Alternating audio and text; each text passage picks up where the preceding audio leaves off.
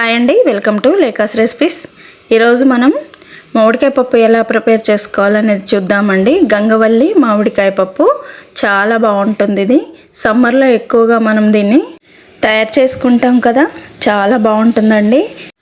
ఎంతో సింపుల్గా టేస్టీగా తయారు చేసుకునే ఈ గంగవల్లి మామిడికాయ పప్పుని మేము ఎలా ప్రిపేర్ చేసుకుంటాం అనేది ఇప్పుడు నేను మీకు చూపిస్తానండి. ముందుగా 1/3 కప్పు పప్పుని నేను నానబెట్టేశాను. ఇది హాఫ్ అన్ అవర్ బిఫోరే నానబెట్టేశాను అనమాట. పప్పు ఎప్పుడైనా కూడా మనం ముందుగా నానబెట్టుకుంటే మనకి పప్పు అనేది చాలా త్వరగా ఉడికిపోతుంది, చాలా మెత్తగా కూడా ఉడుకుతుంది. ఇప్పుడు ఒకసారి వాష్ చేసుకున్న పప్పులో ఇప్పుడు నేను 2 కట్టల గంగవల్లి ఆకుని కట్ చేసుకొని పక్కన పెట్టుకున్నానండి. ఇప్పుడు పప్పులోకి 1/2 టీ స్పూన్ పసుపు, ఒక 4 మీడియం సైజు పచ్చిమిర్చిని వేసుకోవాలి. వేసుకున్న తర్వాత ఇప్పుడు ఇందులోకి 1 టీ స్పూన్ కారం వేసుకోవాలి. 1/2 టీ స్పూన్ వేసాను కదండి, ఇంకొంచెం వేస్తున్నాను. కారం కొంచెం ఎక్కువగా ఉంటేనే టేస్ట్ బాగుంటుంది. ఇప్పుడు అలా 1 టీ స్పూన్ కారం వేసుకున్న తర్వాత మనం ముందుగా తీసుకున్న గంగవల్లి ఆకుని కట్ చేసుకొని అందులో వేసేసుకొని మూత పెట్టుకోవాలి. పెట్టుకొని ఇప్పుడు నేను ఈ కుక్కర్లో 3 విజిల్స్ ఇస్తున్నానండి. మీ కుక్కర్ని బట్టి ఎన్ని విజిల్స్ ఇవ్వాలి, ఎంత త్వరగా పప్పు ఉడుకుతుంది అనేది దాన్ని బట్టి మీరు కుక్కర్ని ఎన్ని విజిల్స్ ఇవ్వాలో చూసుకోవచ్చు. అలా 3 విజిల్స్ ఇచ్చిన తర్వాత ఇప్పుడు మూత తీసి చూస్తే పప్పు అనేది చాలా బాగా ఉడికిపోయింది కదా. ఇప్పుడు ఇదే పప్పులో ఇప్పుడు నేను చూపించే కప్పుతో 1 కప్పు మామిడి ముక్కల్ని వేసుకోవాలి. వేసేసుకొని ఇప్పుడు మూత పెట్టుకొని ఇంకొక 2 విజిల్స్ ఇవ్వాలన్నమాట.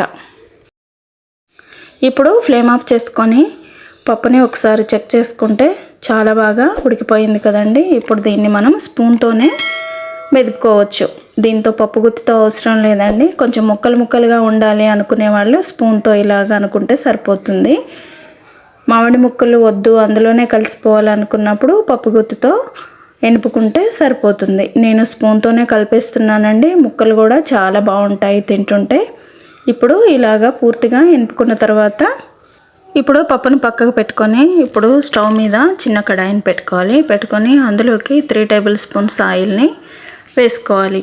ఈ పోపులోనే నెయ్యి వేసుకుంటే కూడా చాలా బాగుంటుందండి. ఇందులోకి 2 టీ స్పూన్ల నెయ్యిని వేసుకోవాలి. వేసుకున్న తర్వాత 1/2 టీ స్పూన్ ఆవాలు, 1/2 టీ స్పూన్ జీలకర్ర వేసుకోవాలి. వేసుకున్న తర్వాత ఒక 6 ఎండుమిర్చిని చిన్న చిన్నగా కట్ చేసుకొని వాటిని కూడా అందులో వేసుకోవాలి. వేసుకున్న తర్వాత ఇందులోకి 1/2 టీ స్పూన్ ఇంగువ వేసుకోవాలి. వేసేసుకొని 2 రెమ్మల కరివేపాకును కూడా వేసేసుకోవాలి. అవి కొంచెం చిటపటలాడిన తర్వాత ఒకసారి కలుపుకొని ఇప్పుడు ఇందులోకి ఒక 5-6 వెల్లుల్లిని కచ్చపచ్చగా దంచేసి పొట్టుతోనే వేసుకోవాలండి. వేసేసుకొని ఒకసారి ఇలాగా గోల్డెన్ బ్రౌన్ కలర్ వచ్చే వరకు ఫ్రై చేసుకోవాలి. ఇలా ఫ్రై చేసుకున్న ఈ పోపుని పక్కకు పెట్టుకొని ఇప్పుడు ఆల్రెడీ మనం పప్పుని పక్కకు పెట్టుకున్నాం కదండి. అది కొంచెం చల్లారిన తర్వాత టైట్గా అనిపిస్తుంటే ఇంకొన్ని వాటర్ యాడ్ చేశాను. ఒక 1/2 గ్లాస్ వాటర్ యాడ్ చేసేసి ఒకసారి పప్పు అంతా కూడా లూజ్గా కలుపుకోవాలి.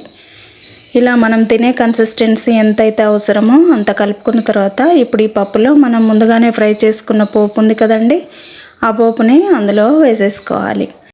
వేసిన తర్వాత ఇప్పుడు ఈ పప్పు అంతా కూడా స్పూన్తో బాగా పోపంతా కలిసేలాగా కలుపుకోవాలి. అంతేనండి, చాలా ఈజీగా టేస్టీగా సింపుల్గా తయారు చేసుకునే గంగవల్లి మామిడికాయ పప్పు రెడీ అయిపోయింది.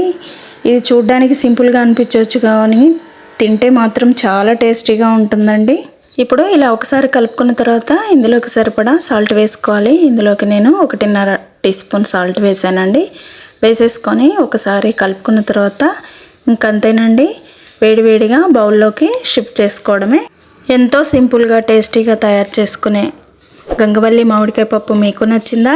నచ్చితే లైక్ చేయండి, షేర్ చేయండి. లేకాస్ రెసిపీస్ ఛానల్ని సబ్స్క్రైబ్ చేసుకోండి. Thank you.